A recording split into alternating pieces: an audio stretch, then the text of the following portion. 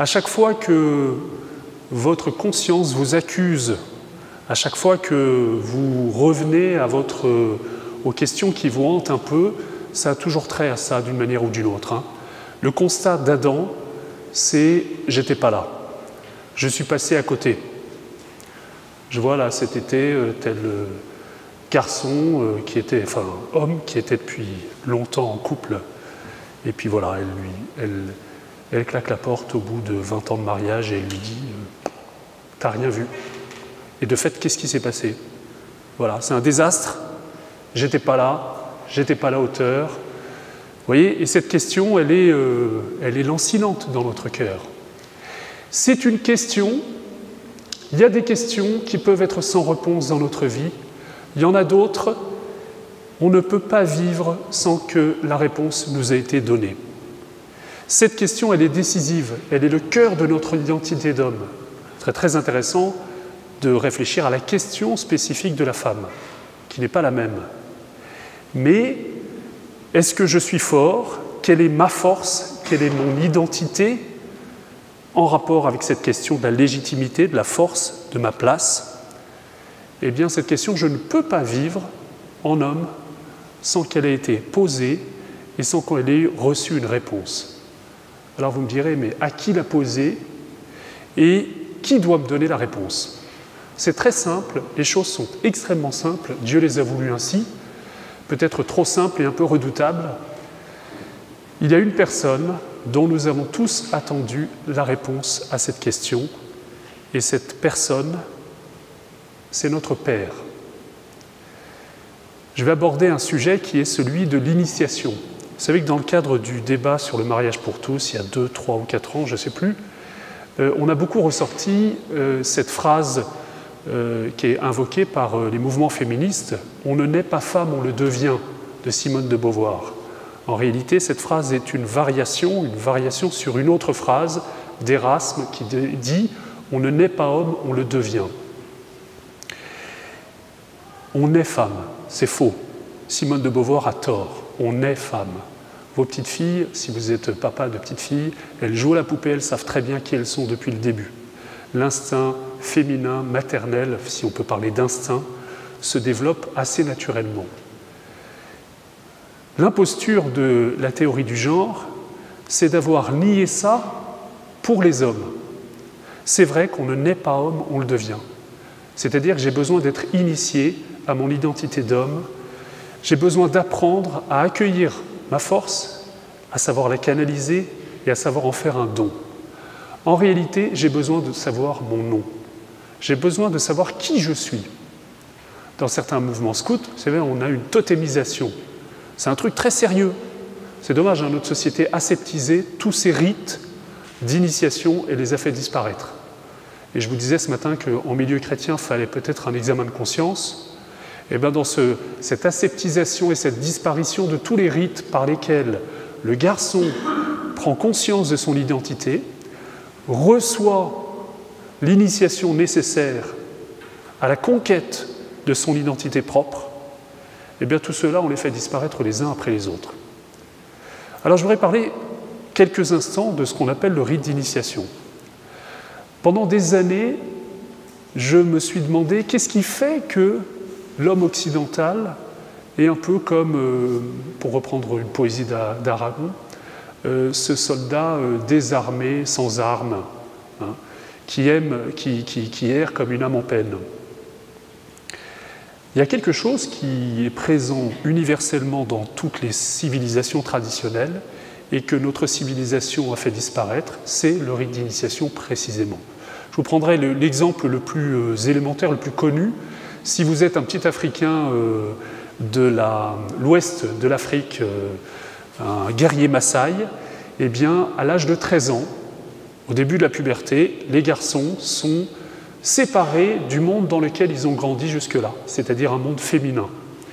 La mère est en première ligne dans l'éducation du garçon, et puis un beau jour, le père doit intervenir, le père doit entrer en action, c'est-à-dire que l'enfant va être séparé de sa mère. Il va être séparé du monde féminin pendant un certain temps, je crois que c'est plusieurs semaines, plusieurs mois, où tous les garçons du village, d'une même génération, vont partir dans la forêt et vont partir avec les anciens du village, avec leur père P-A-I-R-S, et leur père P-E accent grave R-E-S, pour la grande affaire de leur vie, le grand passage, la grande traversée de la mer Rouge, la grande initiation, je vais devenir un homme.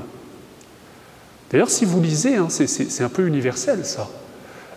Saint Paul nous dit que, dans je ne sais plus quel passage, il dit « Quand j'étais enfant, je parlais comme un enfant, et le jour où je suis devenu homme », c'est-à-dire que la transformation n'a pas été une transformation progressive, ça a été un événement. Il y a eu un avant et un après. Il y a eu une coupure dans sa vie. C'est-à-dire que c'est un don qu'il a reçu un jour. Alors on sait dans la tradition juive, c'est ce qu'on appelle la bar mitzvah, c'est le petit garçon devient un homme le jour où il prend la parole publiquement. Voilà le grand rite initiatique qui a été préparé par toute une préparation dans laquelle le père est le premier acteur. C'est-à-dire que la force de l'homme dans la tradition juive, c'est la parole. On a gardé ça. La dimension prophétique de l'homme. Je vais prendre la parole. Il y a un film qu'on aurait pu montrer, c'est le discours d'un roi. Cet homme qui doit parler, et précisément, il a toutes les raisons de ne pas parler, parce qu'il ne se sent pas à la hauteur, parce qu'il n'a pas les talents naturels pour ça, et pourtant, il y a une parole qui ne doit passer que par lui. Vous voyez, cette dignité royale et prophétique, eh bien, on en est très conscient dans la tradition juive. Dans la tradition Maasai, la force d'un homme, c'est d'abord sa capacité à se battre, à protéger sa famille, à protéger les siens, dans le contexte extrêmement sauvage de la forêt.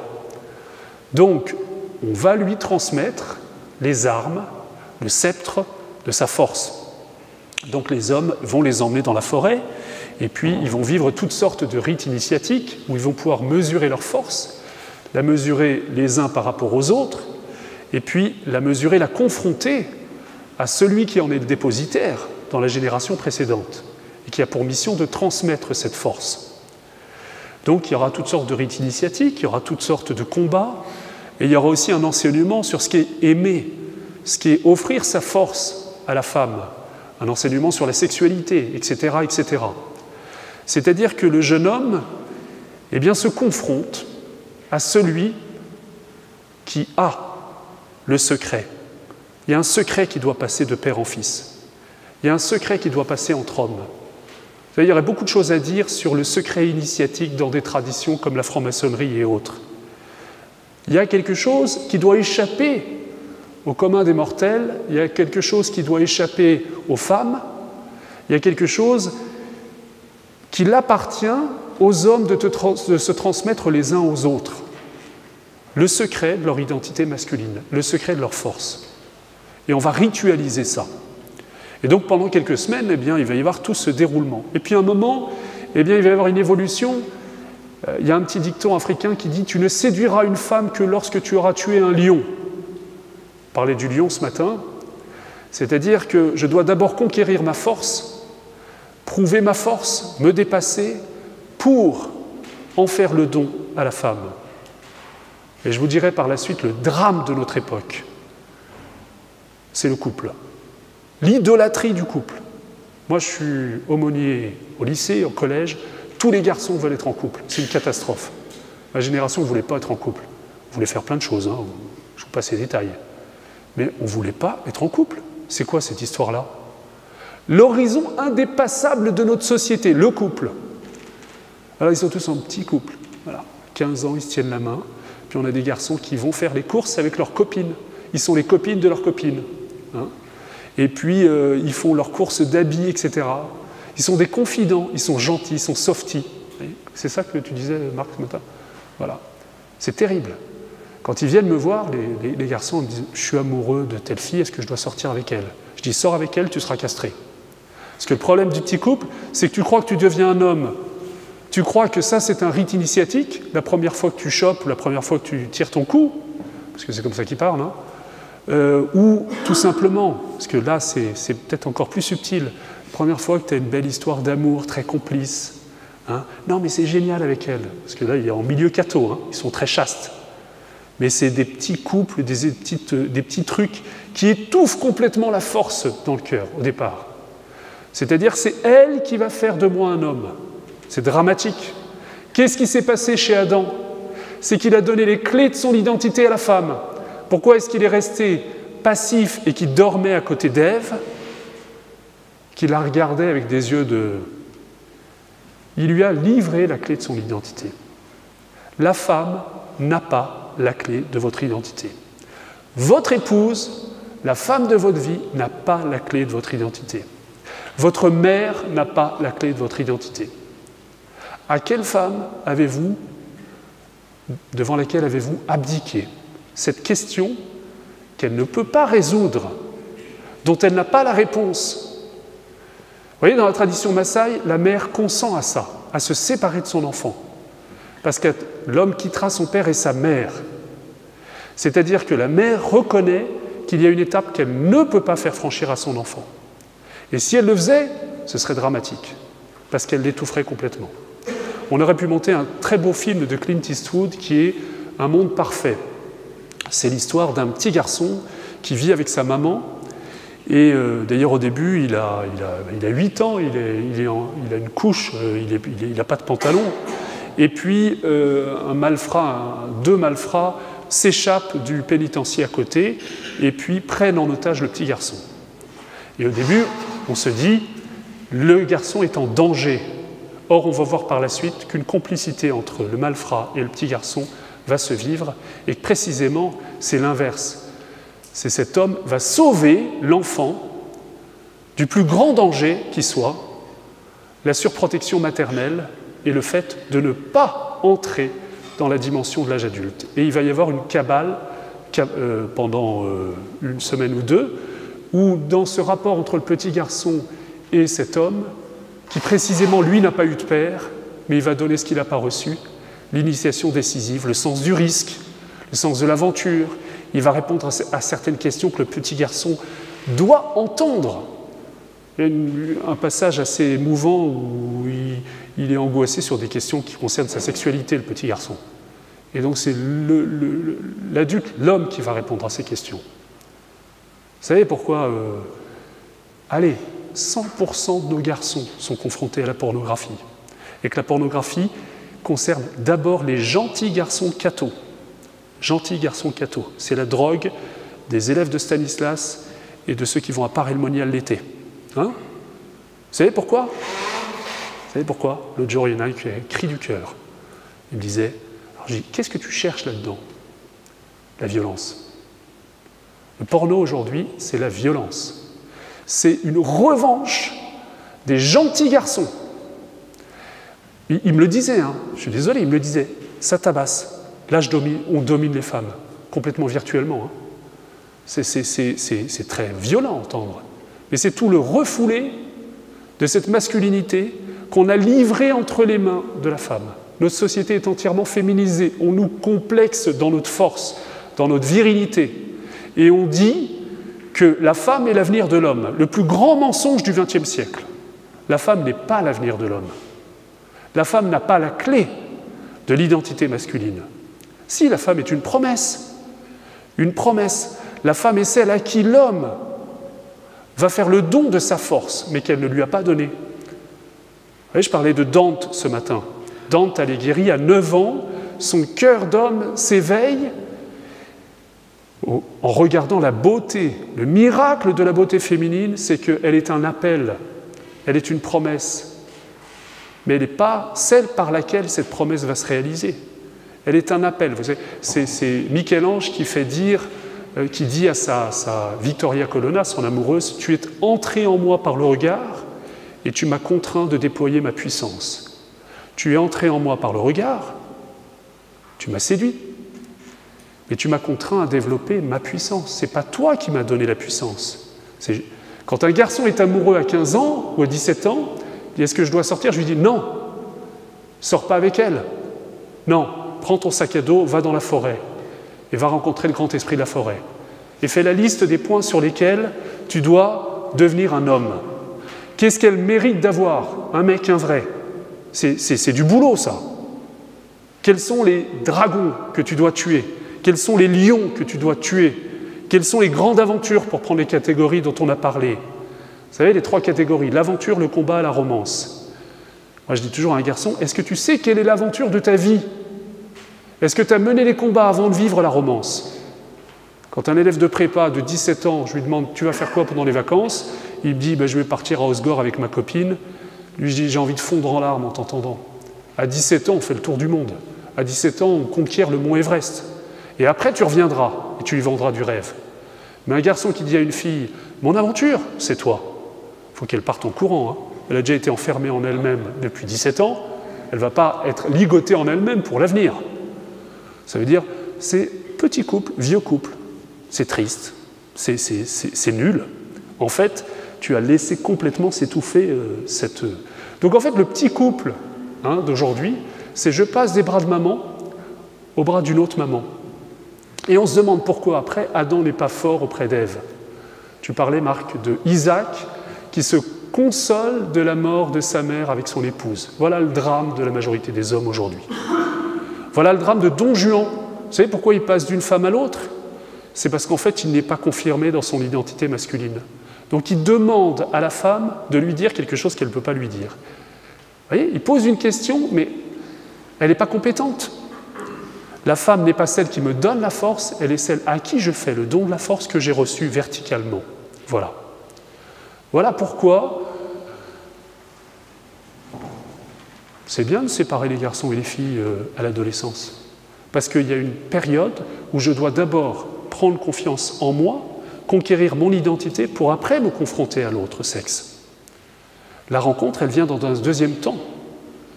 Dans mon école, ce n'est pas la mixité au collège, c'est séparé. Et après, on les confronte. Alors là, il faut gérer ça. Parce que c'est à nous les petites Anglaises, quand ils arrivent en seconde. Mais justement, on leur apprend à gérer ça. Mais c'est tellement important qu'entre mecs, ils puissent se voir, ils puissent réaliser leurs rêves, qu'ils puissent aller plus loin, qu'ils puissent regarder des matchs de bourrin, de rugby ensemble. Mais aussi, ils ne font pas que ça. De grands rêves, prier ensemble, échanger, exercer leur créativité, et puis s'exercer au combat, à l'aventure. Alors après, ils pourront vendre quelque chose de magnifique à la femme de leur vie. Mais elle ne sera pas la condition, la découverte de leur identité. Elle ne l'a pas. Ça, c'est le grand drame d'Adam. Alors, comment ça se vit dans les sociétés? Normalement, c'est le rite d'initiation. Je reviens à mon petit guerrier Maasai. Eh bien, il a vécu tout un temps entre hommes. Et puis, il y a un moment où le père et le fils vont partir tous les deux. Ils vont partir tous les deux dans la forêt. Et là, c'est vraiment un grand secret qui va se passer entre eux. Ils vont combattre un lion, ils vont mettre leur... Et le père va apprendre à son fils à se battre. Et le père, surtout, va avoir un regard de reconnaissance, un regard contemplatif sur son fils pour voir quelle est ta force. Et au terme de cette initiation, on va encore plus loin. Le fils, il va être laissé tout seul dans la forêt. Là, je te laisse. Là, il faut que tu rencontres le grand esprit de la forêt. Parce que moi, je suis sur le seuil. C'est le père qui parle. Tu vas rencontrer le père avec un grand P. Là, tu vas pétocher seul dans la forêt. Vous avez déjà entendu un garçon vous parler du raid qu'il a fait avec les scouts? Il vous en parlera jusqu'à la fin de ses jours, comme si c'est du niveau de Churchill dans sa vie. Mais c'est important, cette part d'héroïsme, cette part de... En fait, on a peur de la solitude. On a peur de la solitude. Cette obsession du couple, cette obsession du groupe, cette obsession de... Surtout, je me débarrasse de mon identité. Surtout, je me débarrasse de ma virilité. C'est trop de choses. C'est trop de solitude à affronter. C'est trop de responsabilités à prendre. Vous savez, c'est Éric Zemmour qui dit « Le poids qu'il y avait entre les jambes de l'homme du XXe siècle était trop lourd à porter, il s'en est débarrassé. » Alors pour lui, c'est très intéressant, il dit « C'est la Première Guerre mondiale. Avant, l'homme partait, il revenait héros. Et puis il se battait debout. Et là, il a dû se coucher. Il a dû s'enterrer. Il a dû faire l'inverse de ce que Adam a fait quand il est sorti de la terre. Ça, c'est pas Zemmour qui le dit, c'est moi. Et il s'est terré avec les rats. Et il est revenu, il n'était pas un héros. Tout le monde avait perdu. On l'a même culpabilisé. Et il est revenu, et les femmes n'avaient plus besoin d'eux, ils avaient pris le pouvoir. Ils ont dit « Non, on se débarrasse de ce rôle-là. » La légitimité de l'homme était la femme donnait la vie, lui, il donnait sa vie. Il donnait des raisons Vous savez, qu'est-ce que c'est qu'un père qui donne la vie sans donner sa vie? Sans donner des raisons de mourir? Sans dire, il y a quelque chose qui est plus grand que la vie que je t'ai donnée. Il y a un horizon. Et donc, avec toi, on va apprivoiser la mort. Parce que c'est qu'à l'adolescence, les deux grandes découvertes, c'est Eros et Thanatos. C'est-à-dire la peur de la mort. Là, on le voyait dans le dernier film. Et donc, le père, c'est celui qui va affronter ça. Ouais, je sais pas, il emmène son fils à Tauromachie, il emmène son fils à... Mais on va payer notre personne. Donc, toujours notre petit guerrier Maasai, eh bien, il a combattu avec son père, puis le père lui a dit « Maintenant, tu vas affronter cette grande solitude, parce qu'il y en a un autre dont je suis simplement le signe. » Et puis, au retour, il y a ce rite par lequel l'enfant devient un homme.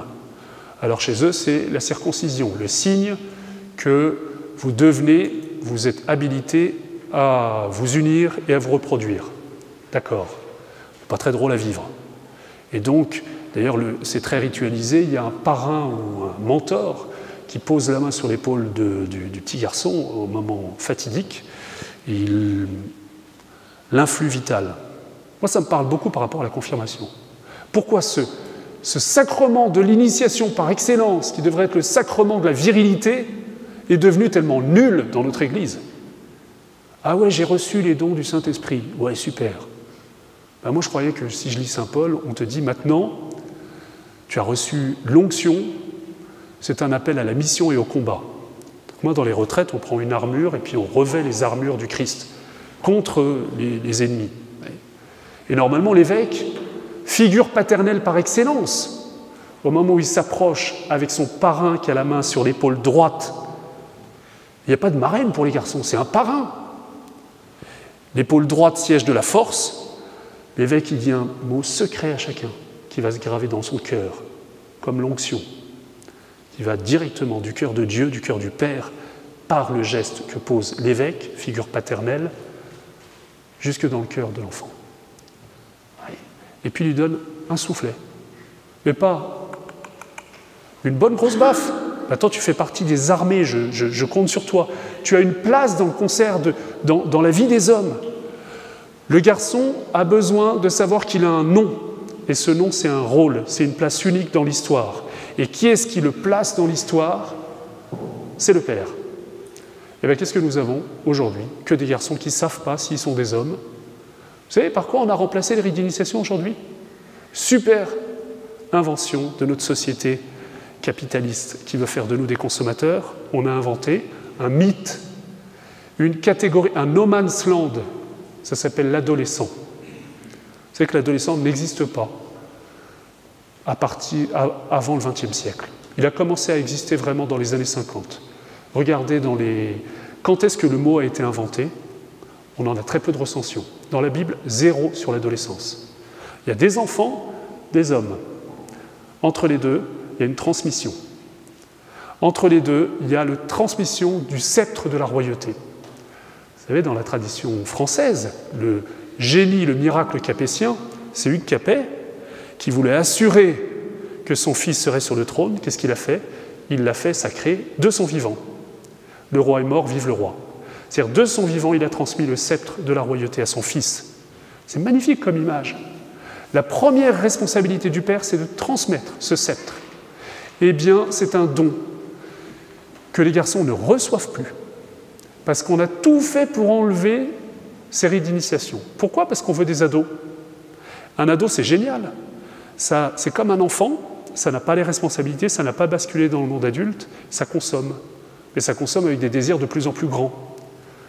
Quand vous étiez plus jeune, là, ceux qui ont mon âge, eh bien, on vous disait, vous entrez dans l'adolescence à 13 ans, et vous en sortez à peu près à 19 ans. C'est fini, ça.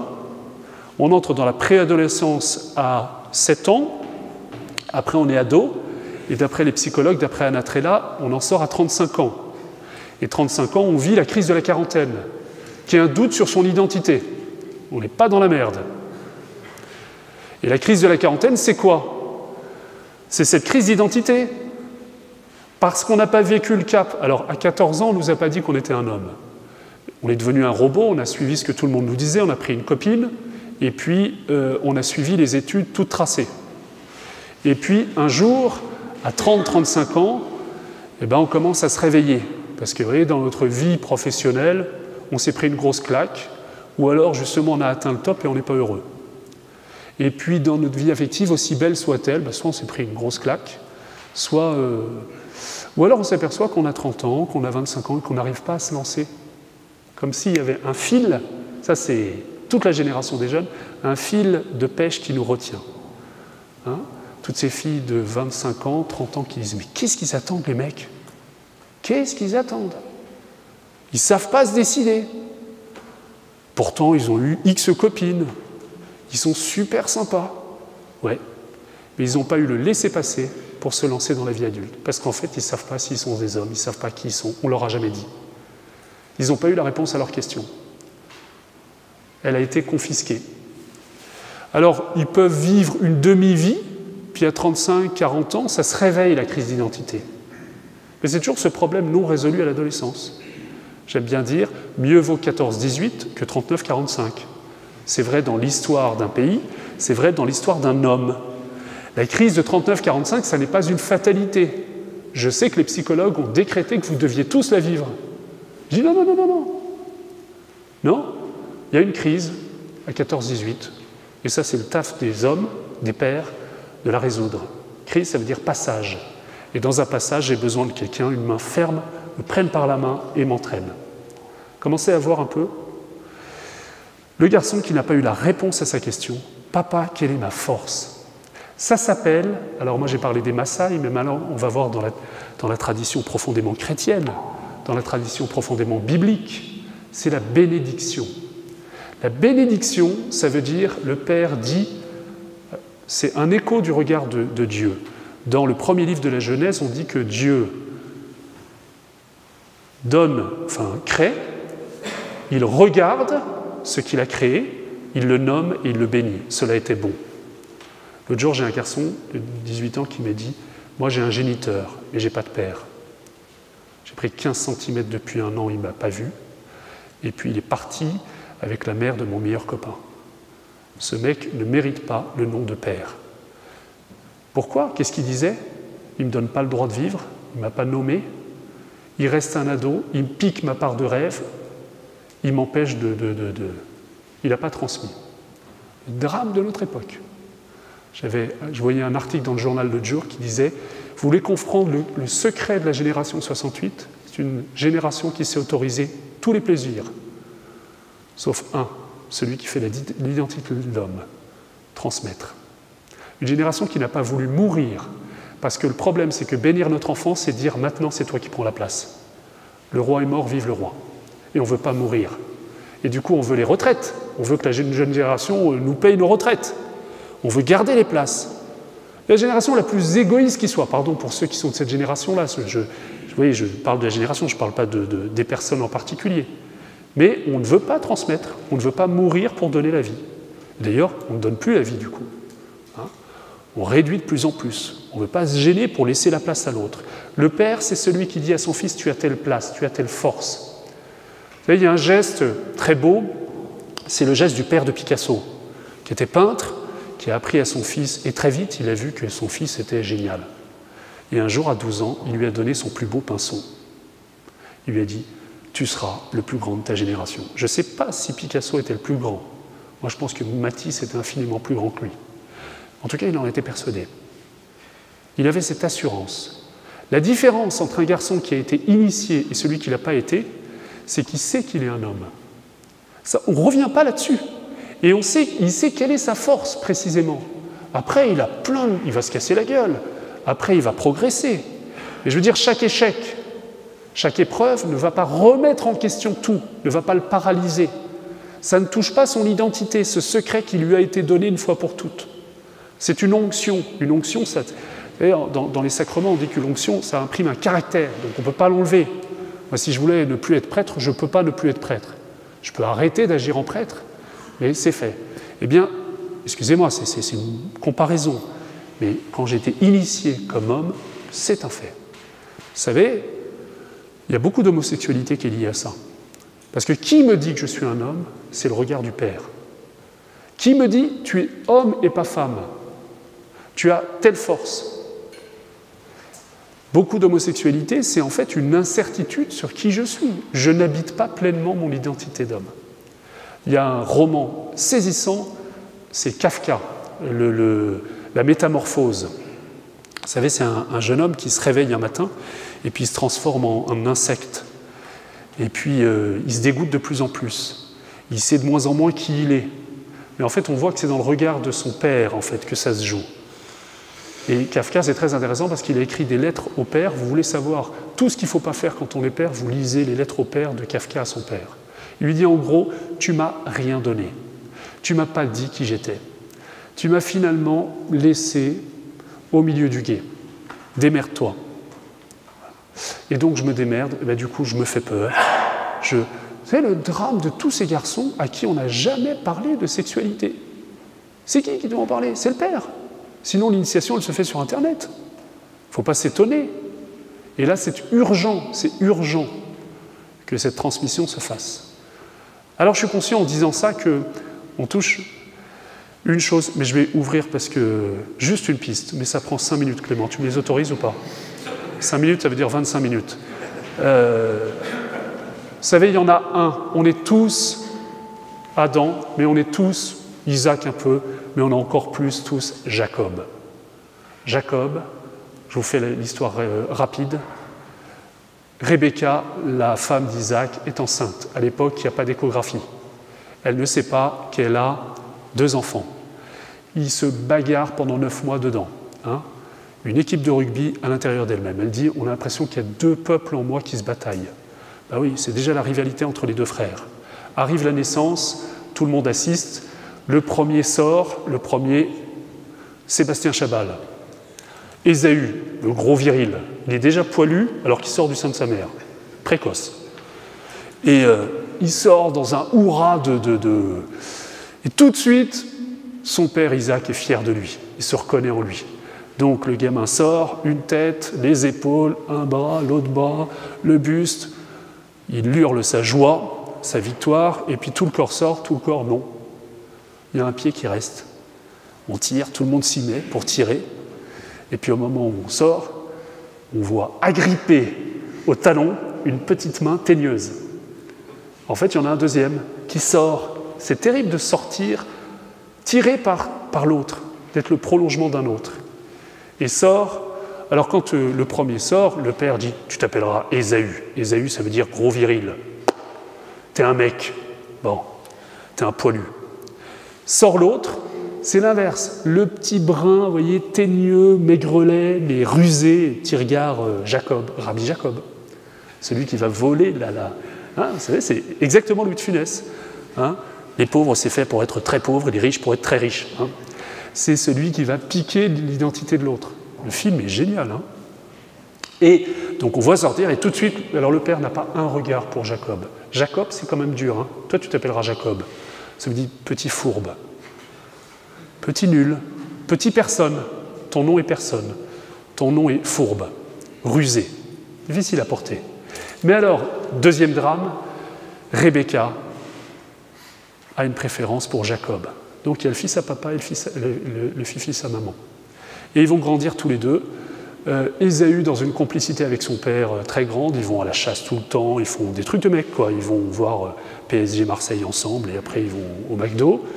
Et tandis que Jacob, il reste à la maison avec maman et c'est celui qu'on dispense du cours de gym et de la piscine quand il a 37,9 de fièvre. Voilà. Et il reste sous la coupe de sa maman. Et un jour où les deux grandissent, Ésaü revient de la chasse et il croise Jacob. Et Jacob, il a son petit plat, son petit goûter qui a été préparé par maman. Vous savez, à l'époque, c'est un plat de lentilles. Vous traduisez un pot de Nutella. Donc il est là. Et Ésaü arrive, dit « J'ai faim », parce qu'il a tout le temps faim. Jacob dit « Tu as faim ?»« Oui, j'ai faim. »« C'est bon. »« Ah, tu m'en donnes ?»« Non. »« Tu donnes quoi en échange ?»« Ton droit d'aînesse ?» Et c'est comme ça que pour un plat de lentilles, Ésaü renonce à son droit d'aînesse. Ça, c'est le deal entre les deux frères, mais il reste l'épreuve décisive, la bénédiction.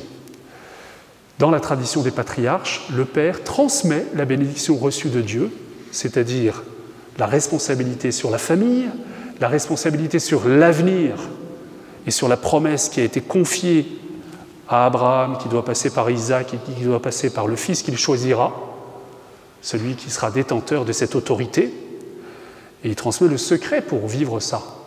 C'est la bénédiction, être béni, être reconnu. Jacob n'a jamais été reconnu.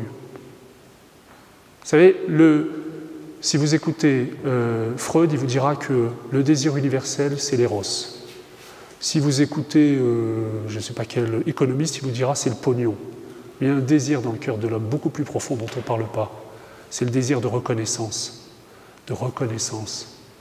Pourquoi vous êtes démoli par une parole de votre patron? Pourquoi il y a tant de prêtres qui font de la lèche à leur évêque pour essayer d'être reconnus par lui? Voyez, pourquoi ce besoin de reconnaissance? Il est tellement profond. Ben, peut-être que nombre de gamins qui me disent « Mon père, mais il ne m'a jamais dit une parole positive. Mon père, il ne m'a pas béni. » Voilà. Il ne m'a pas dit qui j'étais, il ne m'a pas dit « T'es un bon mec. » Mon père, il ne m'a pas pris entre quatre yeux quand j'avais 13-14 ans et il ne m'a pas dit « Je vais t'ouvrir la porte. » Tu vois, ça c'est le monde des hommes. Ta maman, elle reste là, on va parler d'homme à homme. Il ne m'a pas ouvert la porte. Mon père, à chaque fois qu'il m'a parlé, c'était des paroles de malédiction. T'es nul, etc., ou t'es zéro. En fait, il ne m'a pas transmis le sceptre. C'est le drame de Jacob. Alors Jacob, eh bien, arrive le moment où son père, Isaac, voit la fin arriver. Donc Isaac convoque Ésaü et lui dit « Mon fils, il est temps que je te bénisse. Il est temps que je te dise les paroles décisives qui engagent la vie d'un homme. Ce pourquoi je suis ton père. Et en fait, il est temps que je devienne ton père, de géniteur que j'ai été. Donc, tu sais ce qu'on va faire? Tu vas aller, puisque tu aimes chasser, me montrer que tu es fort et tu vas chasser le plus beau gibier qui soit. Tu le ramènes, tu le prépares, on fait un bon gueuleton ensemble. Le besoin du fils de parler à son père et de partager quelque chose. Je disais à l'un d'entre vous tout à l'heure, en préparation au mariage, il y a plein de garçons, ils sont super à l'aise quand on est à trois. La fiancée, le prêtre. Tous ces gens qui sont à l'aise dans un groupe, dans une commission, dans une réunion. Mais il y a toujours un moment où je dis « Tu sais, il faudrait qu'on se voit tous les deux. Qu'on se parle d'homme à homme. Hein? Parce qu'il y a des questions que j'ai à te poser. » Tu vois. Et là, il n'y a plus personne. Hein? Cette difficulté à se parler d'homme à homme, c'est le signe qu'il n'y a pas eu l'initiation, qu'il n'y a pas eu la bénédiction, qu'il n'y a pas eu cette transmission père-fils. Qui manque le noyau. Tous ces garçons qui sont mous à l'intérieur. Hein. On ne leur a pas donné leur force. Bon. Alors, je reviens sur l'histoire d'Ésaü et de Jacob. Donc, Ésaü part à la chasse. Pendant ce temps-là, maman Rebecca écoutait à la porte et se précipite pour aller chercher Jacob, qui était dans la tente en train de lire je ne sais pas quoi.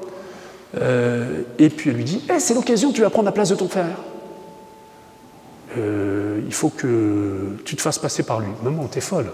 Il va reconnaître ma voix, et puis je ne suis pas poilu, moi. Donc il va... Parce qu'il faut savoir qu'Isaac était devenu aveugle. Donc il va tâter. Pas de problème. Elle lui met une peau de bête sur les épaules. C'est beau de recevoir sa virilité, voler une fausse virilité de sa mère. Stylé, hein? Là, Jacob, il s'enfonce encore. Hein? Il s'enfonce encore, le pauvre. Il va rentrer à quatre pattes. Puis il va falloir... Et puis, essaie de prendre une grosse voix, hein, pour te faire passer par ton frère. Oui, et puis le gibier, moi, j'ai jamais réussi à tuer même une limace. Mais t'en fais pas, je vais prendre un petit agneau, moi, maman, je vais tout faire. Hein? Et puis je l'apporterai, tu le feras passer. Et donc Jacob arrive comme ça, honteux, recouvert de la peau de bête, et papa, tiens, t'es déjà là? C'est qui? Ésaü. Moi, je ne reconnais pas ta voix, approche-toi, que je touche. Ouais, ça sent bon le vestiaire de foot là. Ok, c'est bien toi, ouais, c'est bien poilu. Ok. Et donc ils partagent le repas, et puis finalement, le père bénit son fils, qui sort et qui croise Ésaü qui revenait de la chasse. Là, il sent qu'il y a de l'embrouille. Ésaü entre. Papa, me voilà. Encore. Puis Isaac et Ésaü découvrent l'imposture. Alors mettez-vous dans la situation de Jacob. Jacob, c'est nous. Jacob, sa maman lui dit « Je te conseille de prendre quelques vacances, parce que je crois que ton frère a envie de te parler. » Donc Jacob fuit, et il se retrouve au désert, il a tout perdu. Il n'a jamais eu le regard de son père, la bénédiction qu'il a reçue de lui, il la lui a volée. Il a perdu sa maman, ça va peut-être l'aider. Il a perdu son frère, et en fait, il a une bénédiction, mais il n'en a pas l'exercice. Foutu dehors. Alors c'est là qu'intervient Dieu. Si vous vous reconnaissez en Jacob, moi ça a été mon cas dans ma vie, et c'est souvent mon cas. J'ai pas, ou j'ai le sentiment que je suis plutôt Jacob. Peut-être que mon père est mort sans jamais m'avoir parlé. Ou aujourd'hui, je ne comprends pas pourquoi je suis gêné à son contact. On n'a jamais pu parler. Et je sens qu'il y a un truc. Je sens ça touche à quelque chose de profond dans mon identité. Alors moi, je ne peux pas vous expliquer pourquoi Dieu a remis dans le cœur, dans le regard du Père, tant de responsabilités. Rien moins que d'être un écho du regard paternel.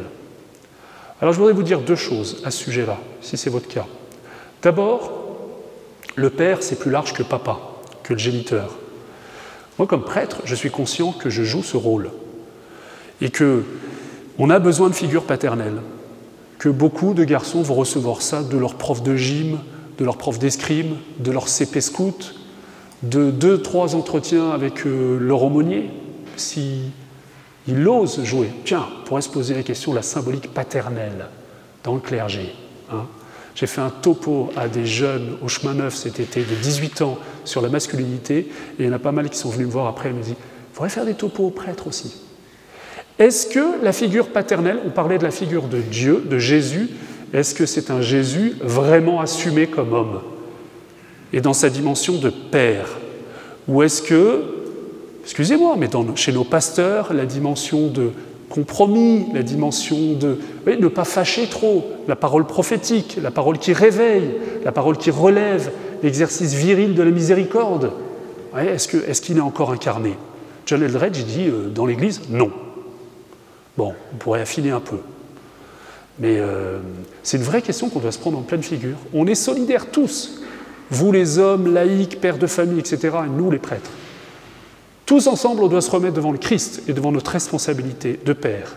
Et avant ça, puisque c'est de ça qu'on parle, notre être de petits lionceaux qui n'ont pas été initiés au fait d'être lion. Et peut-être dans le cœur, ça parle. À chaque fois, il y en a, ça les percute. Ils disent, là, vous mettez le doigt sur des sacrées blessures que j'ai prises de mon père. Et je n'avais jamais identifié ça. Alors comment on résout ça? Eh bien, on résout ça comme Jacob.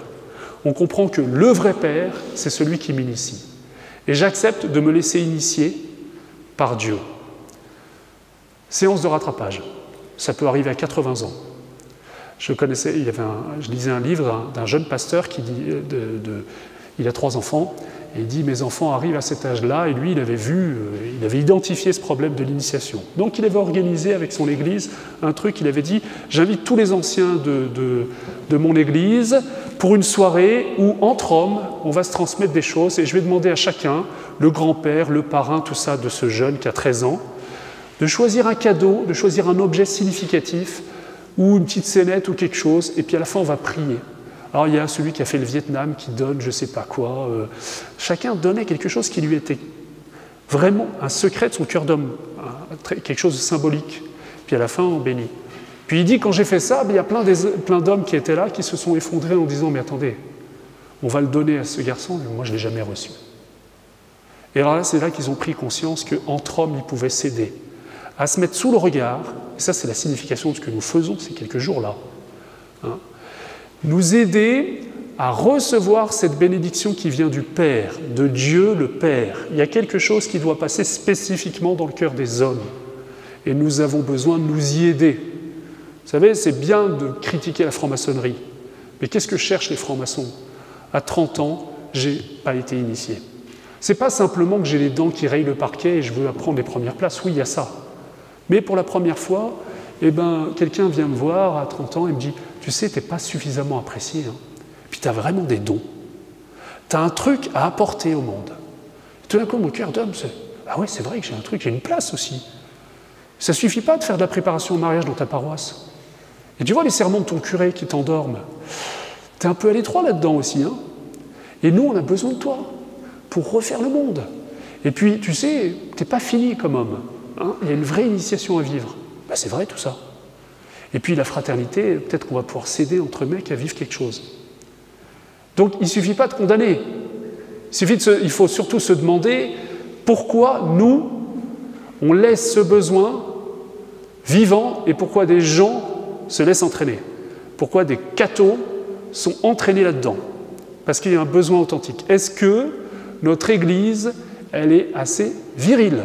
Est-ce que l'objectif d'une assemblée d'hommes, c'est de vivre cette initiation pour rencontrer un jour au ciel le Père qui nous prendra dans ses bras de fils et qui nous célébrera?